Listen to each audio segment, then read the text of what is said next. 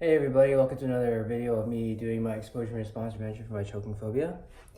So today, I'm gonna be eating just some microwavable chicken korma. Not the chicken, not because I really don't want to. It's not because I really necessarily fear choking on the chicken. I felt more choking when I was like opening the box and taking the plastic off and then putting it in the microwave because I thought some of the plastic might get stuck and I might eat it. So I checked really carefully to see there's no plastic on it. I remember reading online about this guy who choked. It was a girl, I think. She choked. There was a guy, I forget. And she choked on the plastic that was like from a microwavable dinner like this because she didn't see it. And then she had to give herself the Heimlich maneuver, and she actually saved her life. I think I remember. Point is, let's not think about that when we're doing my exposure. Let's think about positive thoughts and happy thoughts and breathing. Again, guys, breathe with me in through your mouth. In through your nostrils.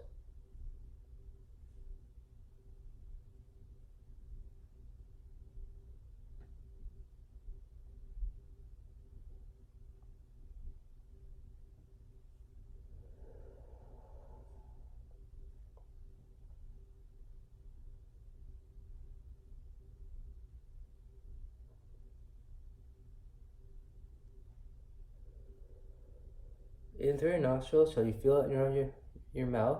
Your throat, and then out through your throat. One more time.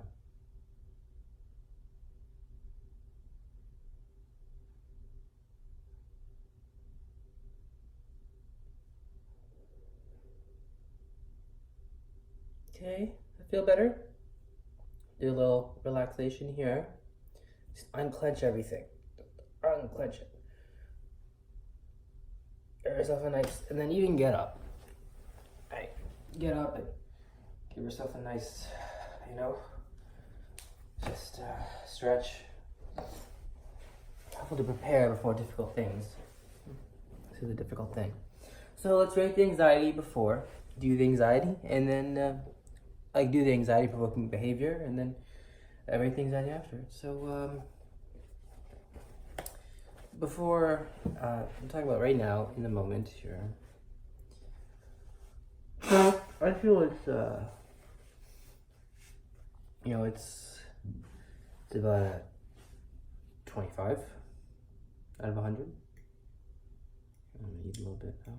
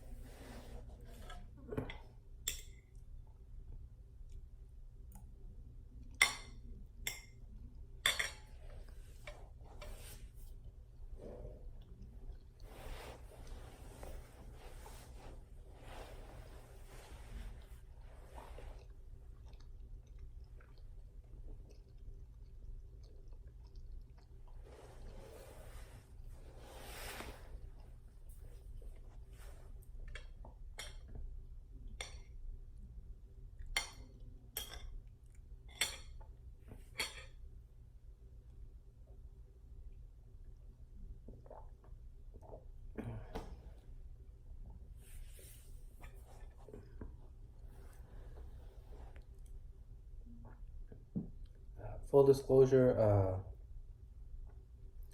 I had 3 of those little cheese things earlier, and I think 1 Reese's Pieces, like 1 cup,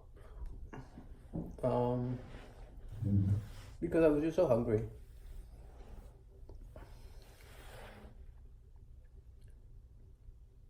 Yesterday going out, I was really hungry.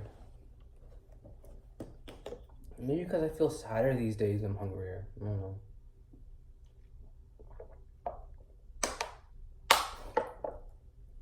You know, I feel sadder, and then I go out and waste my time. Come back here and, you know, I end up eating when I like to do all my eating on the YouTube. Although I know it's sometimes not possible, that's what I want to do. It's like my goal, because then I can see like my anxiety levels, how it goes down, and whatnot. I'm actually kind of full here, right? Like about 75% of the rice, and I'm gonna not eat the rice anymore. What I'm gonna do is throw out the rice, get some chips, because I want to eat some chips as well, and stay with the anxiety as much as possible. And the end of the video is just, you guys should follow me, I guess, while I do all this. Follow me on a journey of imagination into my kitchen. It's a journey. It's a journey I travel in from time to time. So, okay. I'm gonna throw out the chicken. I'll actually have to, you know what I'll do? I'll just get the bag of chips now. And I'll have some. No, I'm just not gonna eat the whole bag. And I'll throw out the rice afterwards.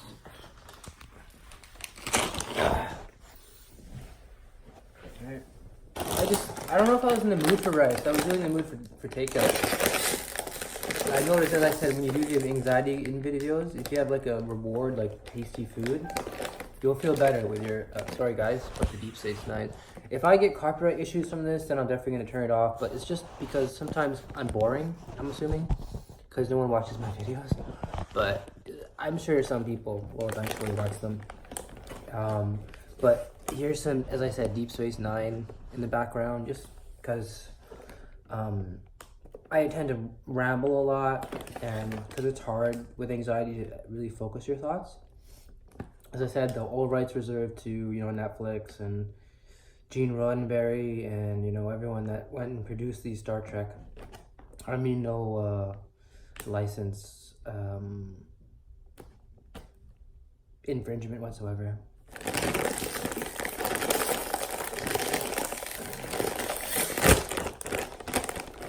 These are regular chips. Anxiety is staying with it.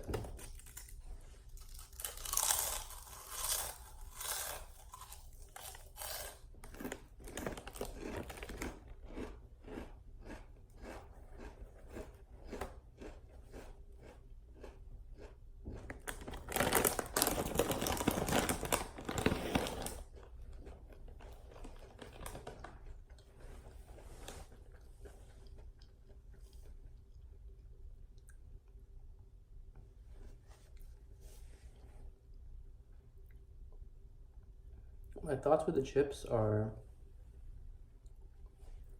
I think they're hard, so they're more chokeable. Because they're hard, right? One might get lodged in my throat. I'll have to drink a lot of water to get it out. You know? Thoughts like that. So I went from immediate choking to partial airway obstruction. Right? You see how when you talk about it and you actually do the behavior, the anxiety begins to shift from you're not going to choke to something bad will happen while you eat, right? To eventually it just becoming silent and you just being okay with yourself.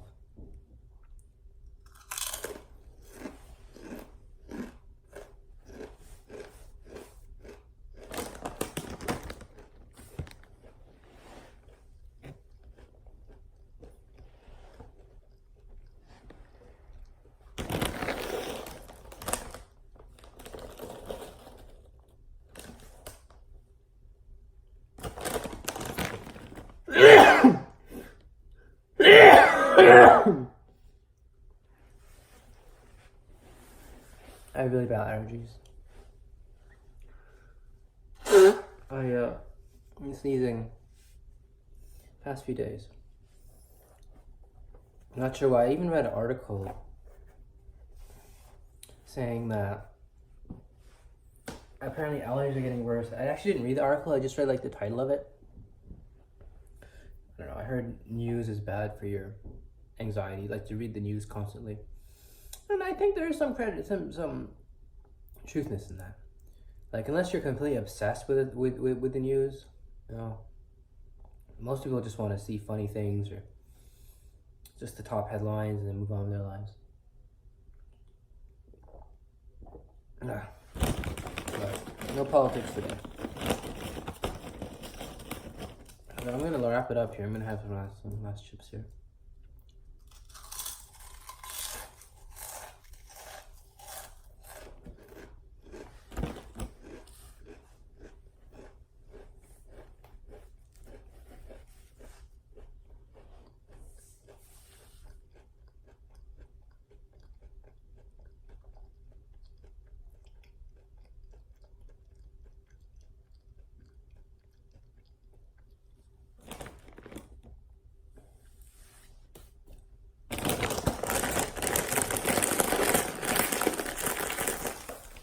Okay, I'm gonna end the anxiety here.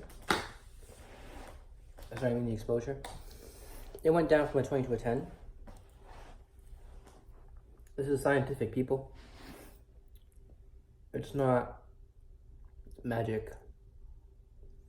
There's no bearing on whether you're a good person, a bad person, a lazy person, a hardworking person. The only metric treatment of anxiety really has is buying into exposure and response prevention, and then actually doing it. That's it. Believing in ERP, and doing it. If you don't do both, they're like 50%. If you do the ERP but you don't really believe in the underlying mechanisms of it, you'll get somewhat cured, but you don't really understand why. If you, don't believe in the ERP,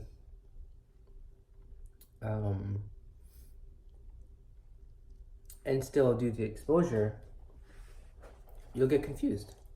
It'll be like, well, why am I doing something I don't believe in? Like, you wouldn't do that. That's why, like, it's illogical. That's why you need to have the belief in ERP, as in terms of what it is and how it works, and will it work for you because of your specific anxiety disorder.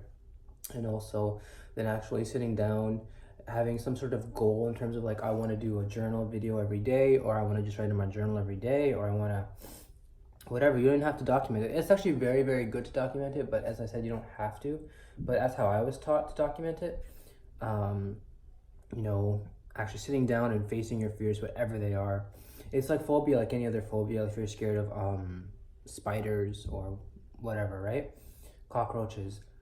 You sit with it and it will calm down. It sounds scary, but I am living proof of it coming down. This is why I'm documenting, to show people this is how it works. You start with the negative thoughts and you kind of just deal with whatever comes up as it comes up. You learn to be more mindful. The breathing exercise in the beginning really, really, really, really helped. Definitely deep breathing helps. So remember, guys, I'm going to end it here. Actually, I'm not going to end it here. What I'm going to do is go outside now, because I kind of do a vlog after I eat, right? I kind of like go outside and tell everybody what's wrong with the world. No, but you know what I mean? Like, I go outside and kind of just vlog about my negative thoughts and basically what's going on. So I'll kind of do that. As I said, when I first started these videos, I didn't really have any thoughts because I was freezing a lot. I was engaging in what psychologists call the freeze mechanism. Oh, there you guys are. Hi. So the freeze mechanism is basically you can't really think, you can't really move, you can't really do anything because you're so scared. It's like when you're too scared to go talk to your crush, right? So you're kind of just standing there and looking dumb, like, hi, but not saying anything, you know what I mean? Just like trading eyes and batting eyelashes. It's like that, but this time it's with like the anxiety monster, or whatever you call it, your anxiety level. Excuse me while I just tie my laces.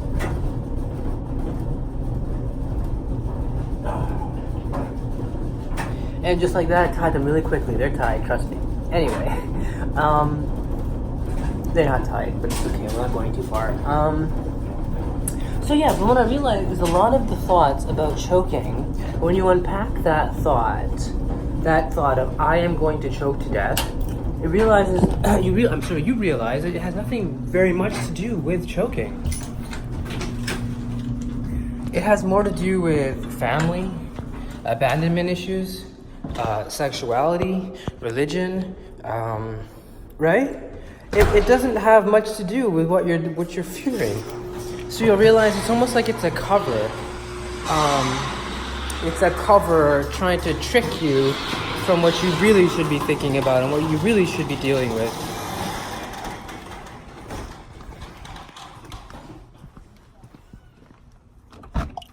And you'll find that's very important when you go on your journey, that the mind is very tricky. And what you may think is the reason why you're going to choke, for example, the food's too big, or you're not a good enough Muslim, or you didn't, you know what I mean? You're homosexual and that's why God's punishing you or whatnot, right? When you begin to realize that that's not really what's happening, but it's really having to do with, right? Trauma. It's having to do with, it's having to do with real life things having a little bit to do with food, no doubt about it. As I said, someone really close to me did choke on food, and that person survived, but I did witness it, and it was a traumatic memory for me. What I'm saying is, though, what I first realized is it wasn't just choking on food that was the thought. The thought was more, you know, my friends abandoned me.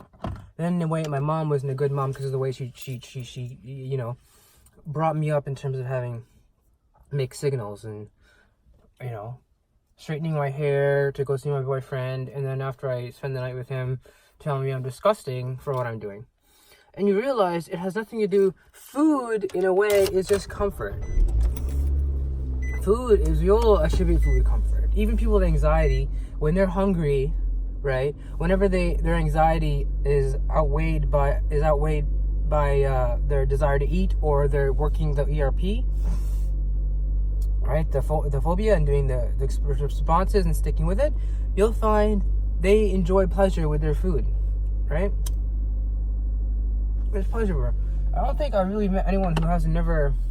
Think about it. Have you ever met anyone who never really enjoyed their food? Like, you didn't get pleasure from their food? Just think about that for a second.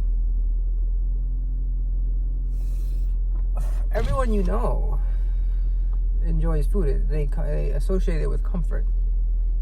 I think it comes from when you were younger and we were breastfed and then all that. Point is, food is comfort.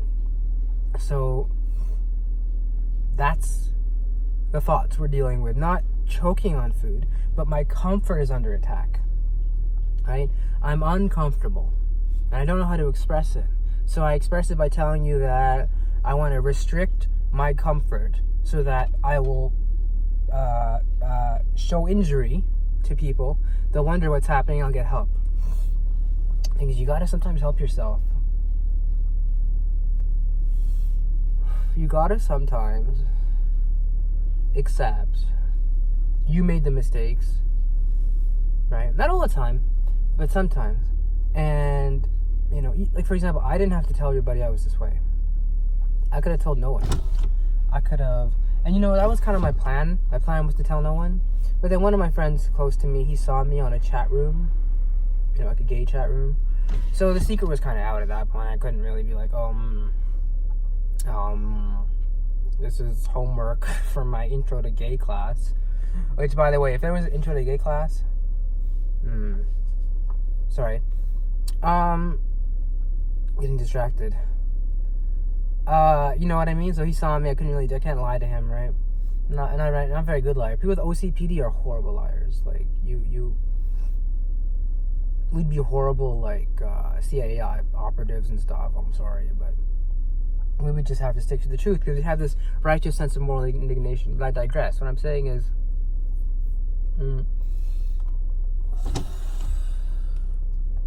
it has more to do with food. It has to do with comfort. It has to do with, you know, learning to love yourself, right? Because when you have, when you come out to people, there's going to be people who don't like you. And if you're too naive enough, like I was, you won't realize it until later. And it'll affect you. You'll be like, why aren't my, you know, so-called friends calling me? How come everyone's too busy? How come everyone's already out? Why do I feel so weird when I'm around them, right? Literally, they would just make you feel weird, you know, they make you feel uncomfortable. And, you know, you realize it has more to do with the people who raised you and were like your familial and your friend type of troop, type of how you were raised with these people. I think there's a word for that, like the environment you grew up in. And that environment, when it's under attack, you need to like ask for help. And I guess because my brain doesn't really know how to ask for help with something like this because of the shame involved with having a mental illness, but also the just overwhelming hardness of having to deal with something you've never really dealt with before. Like, everyone's dealt with a headache. So if someone tells you, a doctor says you've been diagnosed with a headache, you know what to do with a headache. Everyone knows what pneumonia is, or broken legs, or, you know, a cavity, or any sort of, you know, sprained ankle. Everyone sees these things, seen on sports, but they see things like anxiety, PTSD, BPD, OCPD, social anxiety, depression, cannabis dependence. You don't see these on the TV. You don't see these in public. They're hidden. They're quiet. So when someone has one, they don't know how to necessarily respond. My first really, you know, awakening was when I went to the bookstore and picked up the books my psychiatrist recommended. I mean. Quick side note, what's the difference between a psychologist and a psychiatrist? A psychologist has not been licensed to prescribe medication. A psychiatrist has been. So a psychiatrist will focus more on medicating you. A psychologist will focus more on relaxation, breathing, and talk therapy, and focusing on goals. Anyway, so what did I say? What about how the first time I was exposed to this was I went to a bookstore and I picked up the books my psychiatrist told me to pick up, and they're like workbooks. They're not like regular books you read like a story, even like nonfiction, like a reading of an academic article. No, it was literally like a couple chapters on what you have, and then okay, what are you gonna do? It's called CBT. You write down your thoughts. You write down, and I realized when I was first writing it down, I had a lot of anger. I also realized how that no one talked about it. It was just sitting in a book. No one really talks about these things. There's still a stigma among a lot of people. Not a lot of, like, it's getting better, but it is there, especially for people like in my community, I would say, subcontinent of India, Pakistan. No, we don't talk about these things at all. I remember it was very traumatic having this person who's very close to me. His new spouse moved in, and she was from Pakistan, and it was like I felt very nervous talking to her about this illness because I don't know how she would react. I was very hidden of it. I didn't like telling anybody. Even in a household where everyone spoke English as a primary language, and we were all born in Canada except one person. I mean, two people, and both of them have been living here for years, more than, I would say, 15 years. One of them over 30. Even then I felt scared to talk about mental illness. So when you bring someone who's more traditional, not that there's a knock in traditional values, there's some good in traditional values. I believe in some traditional values, but having said that, I don't believe in some traditional values. If you can see what I'm doing here, it's called phrasing or sarcasm, or basically, I believe in traditional values, but at the same time, I'm bisexual, so how much can I really do? But again, going back to anxiety, this is how you face it, and you realize it has nothing really to do with anxiety. Those thoughts about anxiety, people are going to judge you, I'm going to choke. Quiet down once you give them a number, and once they quiet down, you realize there's other thoughts you should have been thinking about and working on, and you've been wasting your time by not doing the exposures. So don't waste your time, people. Do the exposures every day. If you can do it more than once a day, it's good. Start with deep breathing, relaxation, calm. Right? There's good apps out there. Mind Shift, help you breathe, help you relax into nature. Guided breathing is very good. Guided breathing, where a person tells you to breathe through your nose, slowly hold it, breathe out, and so as soon as you feel it around here in your head, in your mouth, in your throat, breathe out. Do the cycle again and again, and you'll become a better person. So I'm basically going to wrap this video up. Again, my videos are every day except on the weekends, but if I miss one on the weekdays, I might make one on the weekend. I like them. I like this routine I've been developing of making videos. At the end of the day, you got to help yourself. And my psychiatrist is really, really expensive, and I got to start working again because I've been kind of off work for a while. Long story short, I was because of medical reasons, they suspended my license, and now I got it back. And I need to start working full time because I got cut off ODSP, and I'm really, really struggling right now. You guys don't even know it, but as soon as I found out I wasn't getting my ODSP, like in terms of, it was late that day, it was like 3 days ago or 4 days ago, I was crying. It was a video titled "Not a Good Day, but the Show Must Go On." I couldn't stop crying that day, guys. It was really, really hard for me to deal with the news of that day. And there's no problem in asking for help. I called up a suicide hotline. There's no harm, there's no shame. That's why they exist for days like today. And I spoke to them and I told them about my problems, and they said you're very brave for just being you, for realizing you need help. Because I guess a lot of people don't realize you need help and they don't ask for it. I guess I was kind of like that too. I used to self-medicate a lot, but you need to ask for help, or else how will people know you're struggling? I know it's hard because you don't understand either, in a way, like what exactly you're feeling, but that shouldn't really stop you from, in a way, at least going to a doctor and getting some sort of diagnosis. Don't let your shame or your misunderstanding or any of your coping behaviors, your maladaptive coping behaviors, stop you from actually getting help. And when I mean maladaptive coping behaviors, I mean like substance abuse, I mean sleeping all day.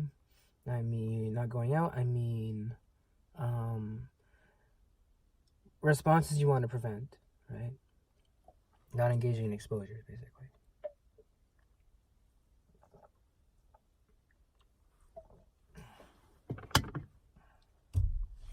I'm telling you, when you do this, you will get better.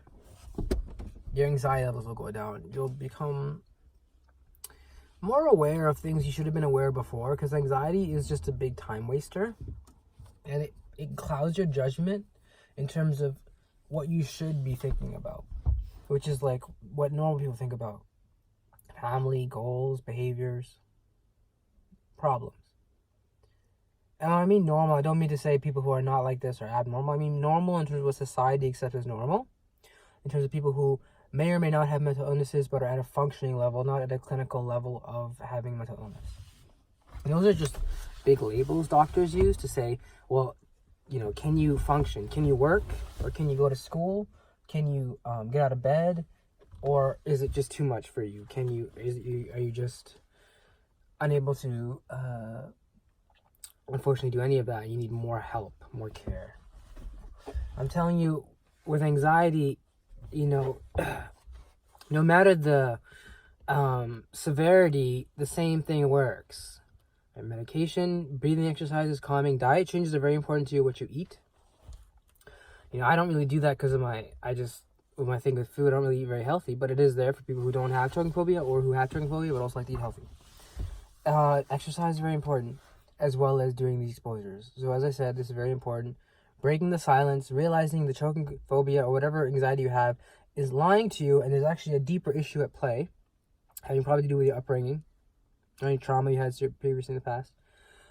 Deal with that. Also realize anxiety is a time waster, and anxiety is something that you need to work on a daily basis to deal with your exposures, and not to really engage too much in substance abuse, or rather focus on like having a good diet, exercise, deep breathing, because it helps better.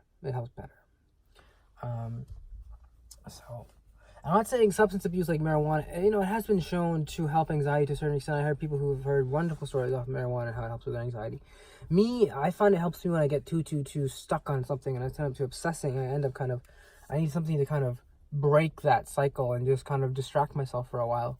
As long as you don't do it too much, you know, because I have been diagnosed with cannabis dependent, so I don't want to end up being like that, which is that's what I found is kind of almost, I don't want to say miraculous, but it's very interesting how marijuana, I started using it to cope with my problems. I was diagnosed with a substance abuse problem with marijuana and then stopped it for a while. And then when I started again, I didn't really use it therapeutically, I used it recreationally.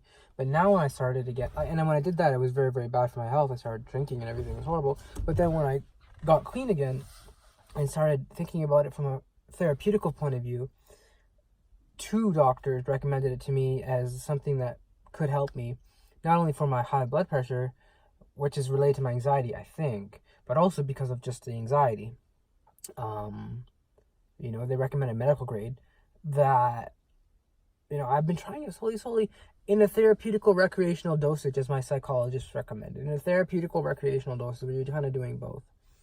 And you realize it's not that bad as long as you don't abuse it, and as long as it doesn't run your life and you have no money for it, and you can go days and weeks without it, right? If you feel like you can do that, then even having a joint once a day, and if you don't, you know, when you don't have money, you're not gonna freak out. For me, I'd freak out more for my cigarettes than my weed. So that's something to consider as well. And cigarettes apparently are considered, like, they're bad for anxiety too, actually. I heard an inpatient one time was at the hospital inpatient program. They said cigarettes are probably worse for your anxiety because they calm your anxiety in the short term. You realize in the long term they don't. So I guess that's all I'm gonna say. I think I've said enough. Did my exposure, told you about my thoughts on life in terms of my vlog and negative thoughts I'm having. And I think I made some videos in the weekend, so I'm not gonna make one tomorrow. I just don't think I'm going to. I made too many. I'm going to hold off on making one tomorrow, and then I'll probably make one the day after. So you'll probably see one Wednesday. If I have time. I'll try to make time. It'll probably be the first thing I do. So remember, guys, you can do it. Stick with it. and stay with it.